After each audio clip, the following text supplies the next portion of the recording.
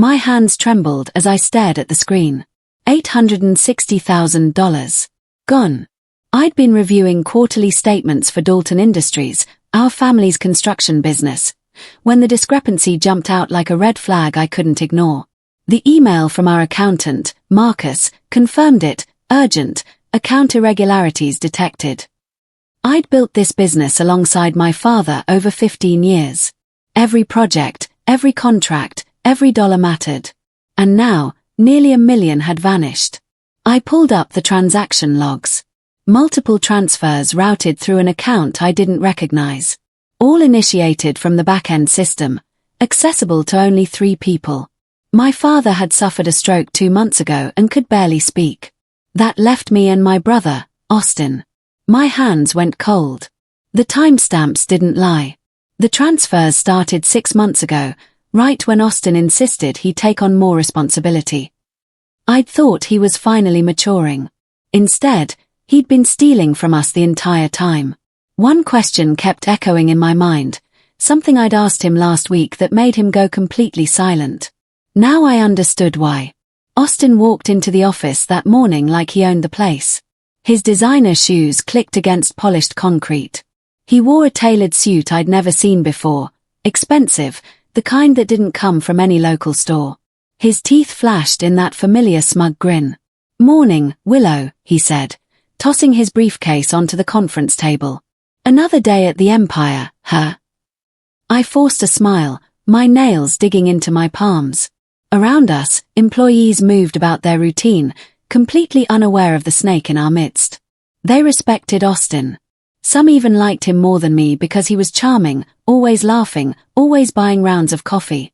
What they didn't see was the entitlement behind his eyes. The way he'd always felt cheated that Dad had chosen me as the primary heir, not him. The resentment that had been festering, growing darker. "How's Dad doing today?" he asked casually, opening his laptop. "About the same," I said quietly. "Still can't speak clearly." I caught something flicker across his face. Relief. His relaxed posture told me everything I needed to know. He had no idea I'd discovered the truth. That gave me an advantage. That gave me time to plan. Last Wednesday, I'd been sitting with Austin in his office, casually reviewing project proposals. I'd decided to test him, to see if he'd slip up. "Austin," I'd said, "I've been looking at some contractor invoices. There are names I don't recognize. Can you walk me through them?" He'd gone very still. His jaw clenched. For just a fraction of a second, panic flashed across his face. Then he'd laughed. "Oh, those," he'd said, waving his hand. "Just some new vendors for the Henderson project. I was going to brief you next week." "Which vendors specifically?" I'd pressed, keeping my voice light. He'd fumbled. His hand actually shook as he'd reached for his coffee. "I would have to pull up the files. Can we circle back on that?" I'd smiled and let it drop. Every instinct screamed he was lying. He'd sensed something was wrong. Maybe he'd seen a warning sign. Maybe he suspected an audit. Now I knew for certain what his fear meant. And I had to decide what to do about it. The real breakthrough came when I dove deeper into the banking system. I accessed the online portal using the master credentials Dad had given me years ago. As I scrolled through transaction history, I found something that made my breath catch. There was a second account. Not just connected to the company, directly embedded in our main business banking structure, hidden behind a layer of administrative passwords. Someone with deep system access had created it. Someone who knew exactly how our financial infrastructure was set up. Austin had worked in IT before joining the company full-time. He'd helped Dad set up the original banking systems 8 years ago. He still had access to password reset functions. He could have created a ghost account and buried it so deep that even I almost missed it. I pulled the statements. Over the past 8 months, that second account had moved over $3 million. $3 million. My vision blurred. He wasn't just stealing, he was systematically dismantling the company, transferring assets to accounts I was only now discovering. The $860,000 Marcus had flagged was just the tip of the iceberg. The real theft was much, much worse. I printed everything and locked the documents in a safe deposit box. Then I closed the browser, deleted my search history, and walked out to find Austin in the hallway, standing by the water cooler, chatting with one of our project managers like he didn't have a care in the world. That Saturday, we had our weekly family check-in at Dad's house. His nurse had arranged it so Dad could be involved, though his speech was slurred. Mom sat beside him, her face etched with worry. Austin sprawled on the couch, completely at ease. "I've been thinking about taking on more leadership," Austin announced, his voice confident. "Maybe even a bigger stake in the company. I'm ready for greater responsibility." I bit my tongue. I could feel Mom watching my reaction. She knew something was wrong. But I kept my voice calm. "That's great," I said carefully. "But before we restructure, we need all financials in order. Speaking of which, when did you last review the equipment maintenance line item?" Austin's eyes narrowed. "What do you mean?" "It seems unusually high," I said. "I wanted to make sure we're not overpaying." Nobody said anything. Austin's jaw tightened. His hand trembled as he reached for his coffee. He suspected something. And he was scared. Monday morning, I called Samuel into my office and locked the door. He was a nervous man by nature, but today he looked absolutely terrified. "I know about the transfers," I said without preamble. "All of them." Samuel slumped into the chair across from me. "Thank God. I wasn't sure if you'd figured it out. I wanted to tell you sooner, but I didn't know how." "How long have you known?" I asked. 3 months, he admitted, his voice small. I flagged an anomaly, and then I dug deeper. When I realized what was happening, I didn't know what to do. "His family. And your father was just recovering from his stroke." I didn't want to cause more stress. I understood his hesitation, but it didn't make the betrayal hurt any less. "How bad is it really?" Samuel pulled out a folder he'd been holding. "Worse than what I emailed you about. The $860,000 was just what I could identify through conventional auditing. Once you add in the hidden accounts, the fraudulent vendor payments, the misrouted equipment funds, we're looking at somewhere between 2.1 and 2.4 million. The number hit me like a physical blow. $2 million. Nearly half of what we'd earned in the past year. Years of work, relationships with clients, careful project management, essentially stolen by my own brother. What do we do?" I whispered. Samuel leaned forward. "You're the only one who can stop him, Willow. And you need to do it soon. Every day he's still in the system, he's finding new ways to hide tracks. The longer we wait, the harder it'll be to prove everything." He was right. I could feel it in my bones. Austin was running out of time, and he knew it. He'd start destroying evidence soon. He'd move money. He'd disappear if he had to. I had maybe a week, maybe less. The game had officially begun. That Wednesday, I did something calculated and deliberate. I created a fake transaction in the books, a $50,000 equipment purchase from a vendor that didn't exist, routed to an account I controlled. Then I left the entry visible in the system where Austin could find it, but not obviously so. It looked like a careless mistake, the kind that Marcus might have missed during his audit. Within 4 hours, Austin had discovered it. I watched from my computer as the funds were transferred from the fake account to one of his hidden ones. He'd taken the bait immediately, unable to resist. But more importantly, his action had left a digital fingerprint. He'd accessed the system using his credentials at exactly 2:47 p.m. on Wednesday afternoon. He'd made the transfer himself, not through an intermediary. That was evidence. Real, undeniable, traceable evidence. That evening, I received an email from an anonymous account. It took me a moment to realize it was Austin, using a burner email address. The message was brief. "We need to talk. Stop digging." My hands trembled as I read it. He'd finally figured out that I knew. The question now was whether he'd run or fight. Based on his message, he was choosing confrontation. He was going to try to intimidate me, to convince me to back off. He had no idea what was coming. Everything changed after that. Austin's behavior shifted from casual arrogance to barely concealed hostility. He started undermining me in front of the staff, making snide comments about my management decisions, questioning my judgment on projects. He was trying to erode my credibility, to position himself as the natural leader. One afternoon, during a meeting with our project supervisors, he interrupted me mid-sentence. "Willow's being a bit too cautious with the timeline on the Madison project," he announced. "I think we should accelerate. Show some confidence." I kept my voice level. The timeline accounts for weather delays and inspector availability. Rushing it will compromise quality.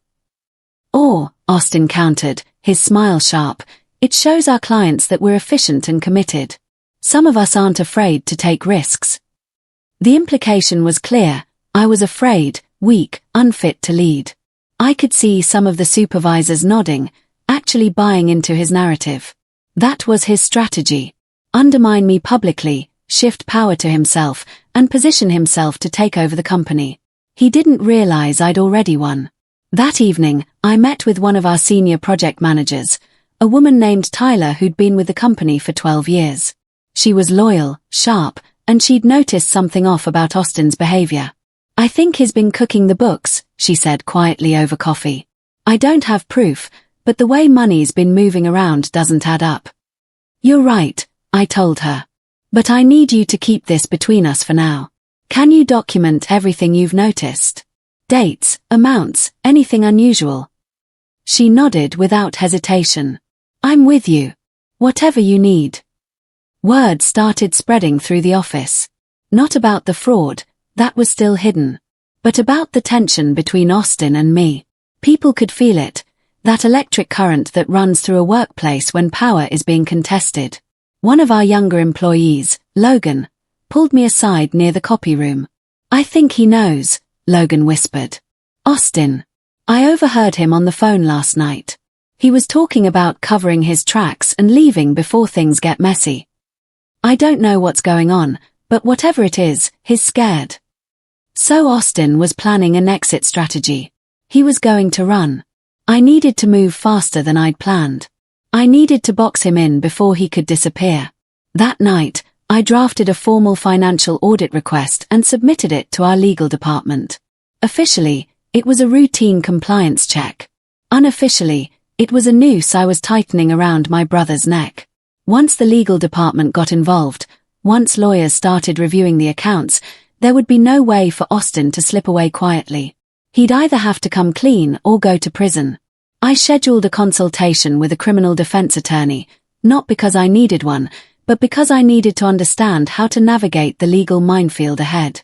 The attorney, a sharp woman named Gwen, walked me through the options.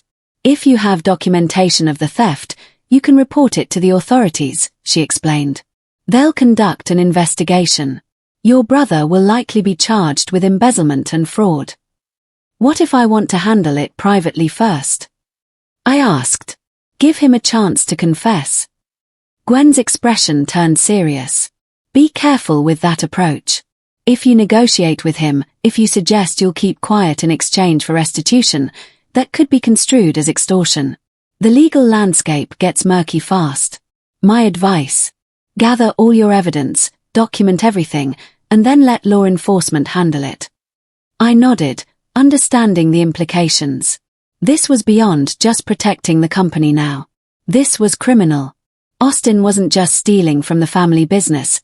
He was committing felonies that could land him in federal prison for years. Over the next week, I paid close attention to Austin's routine. He came to the office early, always heading straight to his desk and immediately logging into the system. He spent about 30 minutes every morning doing something on his computer, his face tense and focused. He was deleting evidence, destroying digital trails, trying to cover his tracks before the audit went official. I documented everything. Every login, every file accessed, every transfer initiated. My IT contact, a young programmer named Ryan who'd been with us for 3 years, helped me pull the back-end data without Austin's knowledge. "He's been accessing the hidden accounts almost constantly," Ryan reported. "And yesterday he moved another $250,000 to an offshore account. That's new. I've never seen activity there before." "An offshore account?" "Of course. He wasn't just stealing, he was preparing to flee the country. I needed to move now. Waiting any longer was a luxury I couldn't afford. Thursday afternoon, we had an unexpected visit from Lawrence Reynolds, one of our major investors. He'd come to discuss a significant expansion project we were planning for the fall. Austin went pale when Lawrence walked through the door. Lawrence had been Dad's friend for 40 years, and he was shrewd as they came. During the meeting, he started asking detailed questions about our cash flow and available capital. I want to make sure we have the liquidity to fund this project properly, Lawrence explained. The last thing I want is for Dalton Industries to overextend. Austin jumped in immediately. We're in excellent financial position. Better than we've ever been. But Lawrence was watching us both carefully. I could see the moment confusion crossed his face, the moment he realized something didn't add up. He knew our annual revenue figures. He knew our typical cash reserves. And he was smart enough to notice that Austin's confidence didn't match the financial reality. I'd like a detailed accounting of our current assets, Lawrence said, his voice carefully neutral. Just for my records, you understand. Austin's throat worked. He tried to laugh it off, but his voice cracked. I'll have our accountant put together a summary. After Lawrence left, Austin excused himself and went to the bathroom. Through the glass partition, I watched him pace back and forth, phone pressed to his ear, his face a mask of pure panic. He knew the game was over. He just didn't know how much I'd already prepared. Saturday morning, I asked Dad if we could talk privately. His nurse wheeled him into the living room, and I sat beside his chair, holding his hand. Dad, I said slowly, I need to tell you something about the business. Over the next hour, I walked him through everything. The missing money, the hidden accounts, the transfers to offshore locations, Austin's systematic theft. I showed him documents, printed statements, transaction histories. I explained it all in simple terms that his stroke-affected brain could still process. I watched my father's face crumble. His eyes filled with tears. When he tried to speak, his words came out garbled and broken, but the emotion was unmistakable. Betrayal. Heartbreak. Rage at his own son. Sorry, he slurred, his hand gripping mine with surprising strength. I didn't know. It's not your fault, I assured him. Austin hid it carefully. But I have everything documented. We can recover some of the money, and we can prosecute. Dad nodded slowly, his eyes closing. The weight of the knowledge seemed to drain what little energy his recovering body had. My mother came in, and I explained it to her as well. She sat in stunned silence, her faith in her son shattered in a single conversation. The next day, Austin realized that his cover was completely blown. Instead of confessing or running, he did what desperate people do, he attacked. He called an emergency family meeting. Mom, Dad, me, and him, all in the same room. His face was flushed, his voice shaking with false indignation. I can't believe you're turning on me like this, he spat, looking directly at me.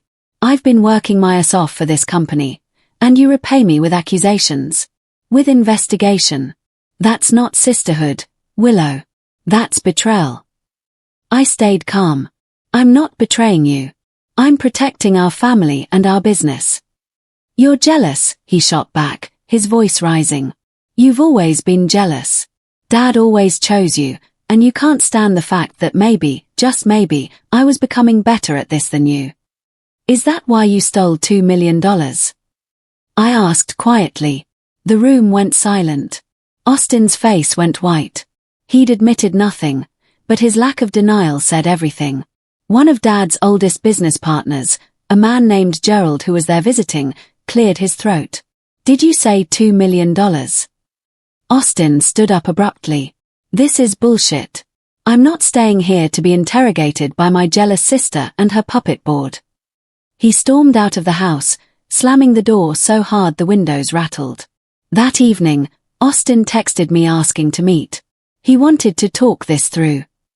I agreed, but I came prepared. I wore a small digital voice recorder in my jacket pocket, legal in our state as long as one party to the conversation knew about it. Me. We met at a coffee shop. Austin's desperation was palpable. His carefully constructed facade had completely crumbled. "Look," he said, running his hand through his hair. "We can fix this. I can repay the money. Just give me some time." "There is no fixing this," I said flatly.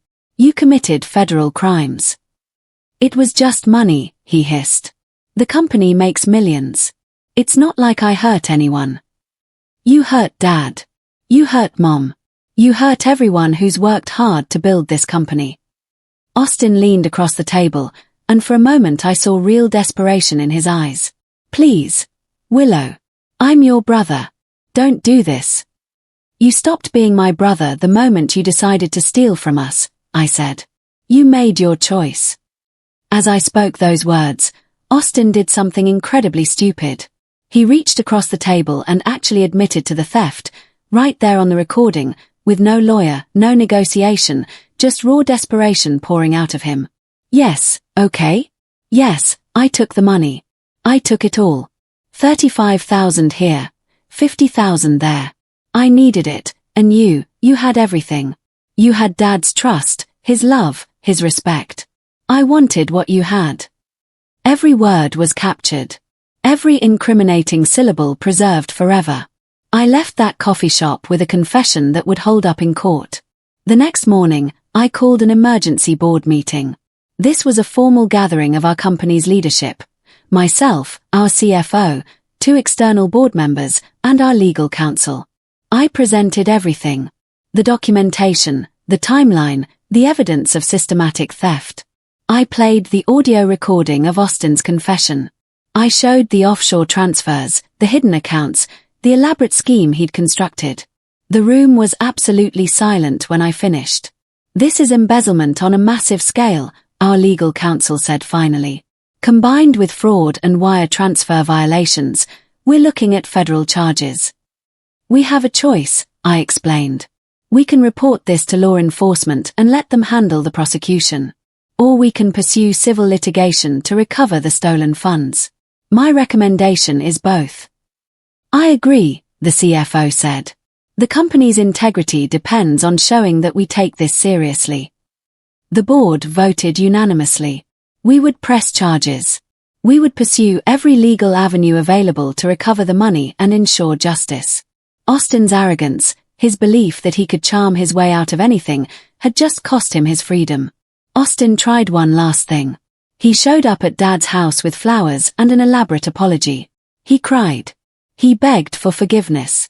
He claimed he'd been struggling with depression, with the pressure of expectations, with feelings of inadequacy. He painted himself as a victim who'd made one terrible mistake. My mother almost fell for it. But I'd seen the recording. I'd documented the calculated nature of his thefts. This wasn't a one-time lapse of judgment. This was months of deliberate, premeditated theft. And during his emotional apology, he let slip a comment that proved it. "I was planning ahead for my future," he said to Dad, his voice thick with false contrition. "I needed security, Dad. I needed to know that no matter what happened, I'd have money." That single sentence revealed the truth. This wasn't about desperation. This was about greed. He'd been stealing systematically, building a safety net for himself. He'd known it was wrong the entire time. I documented his words. I took notes. Every manipulation, every half-truth, every attempt to rewrite the narrative was filed away and saved. Within 2 weeks, the story went to the authorities. Federal investigators arrived at Dalton Industries with warrants. They seized Austin's computer, his phone, his personal records. They froze the offshore accounts. The news spread through our office like wildfire. The employees who'd respected Austin, who'd believed he was working hard, learned the truth. They learned that he'd stolen from the company that paid their salaries. They learned that his charming smile and easy jokes had been camouflage for a criminal. I didn't gloat. I didn't say "I told you so." But I also didn't hide the truth. When people asked what happened, I told them plainly. My brother had committed fraud, and the law was handling it. Some employees felt betrayed by Austin. Others felt ashamed for not seeing through him. But most felt relieved that the company had integrity, that leadership had taken swift and decisive action. The company's reputation, battered by the scandal, slowly began to recover. Austin tried to run. He actually attempted to flee the country, to get to the offshore accounts before the federal government could freeze them completely. He made it as far as the airport before federal agents caught up with him. He was arrested at Gate 7, in front of dozens of witnesses, his expensive suit and designer shoes suddenly looking like the uniform of a common criminal. The mugshot was plastered across the local news. My brother, the thief, became a cautionary tale about greed and entitlement. I watched the reports on my office computer, my emotions a complicated mixture of sadness, vindication, and exhaustion. He'd brought this on himself. Every step of the way, I'd given him opportunities to confess, to come clean, to face the consequences with some semblance of dignity. He'd chosen the hard road instead. The trial lasted 3 months. Our legal team presented the evidence methodically, piece by piece. The hidden accounts. The false invoices. The offshore transfers. The recorded confession. The email admissions. Austin's lawyer tried to argue that I'd somehow orchestrated the whole thing, that I'd manipulated the accounts and fabricated evidence. It didn't matter. The digital forensics were irrefutable. The timestamps on every transaction, every file access, every account transfer showed Austin's fingerprints all over it. He was convicted on 14 counts of embezzlement, wire fraud, and money laundering. As the verdict was read, I watched my brother's face crumble. His arrogance, his confidence, his sense of entitlement, all of it shattered in a single moment. He'd been absolutely certain he could talk his way out of this. He'd been convinced that his charm and his family connections would protect him. But they couldn't protect him from the truth. The judge sentenced him to 8 years in federal prison. He'd forfeit the stolen money. He'd pay restitution to the company.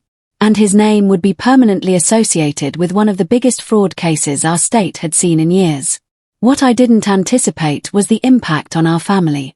Mom struggled with the shame of having a son in prison. Dad's health deteriorated under the emotional stress. Family gatherings became awkward and painful. But something else happened too. The employees at Dalton Industries became more loyal, not less. They respected that I'd had the courage to prosecute my own brother.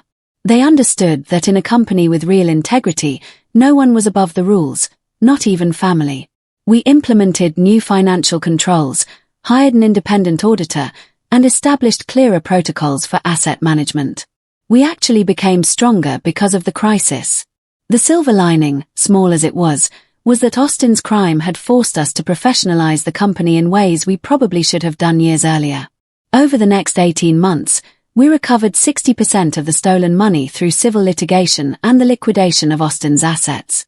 It wasn't everything, but it was substantial.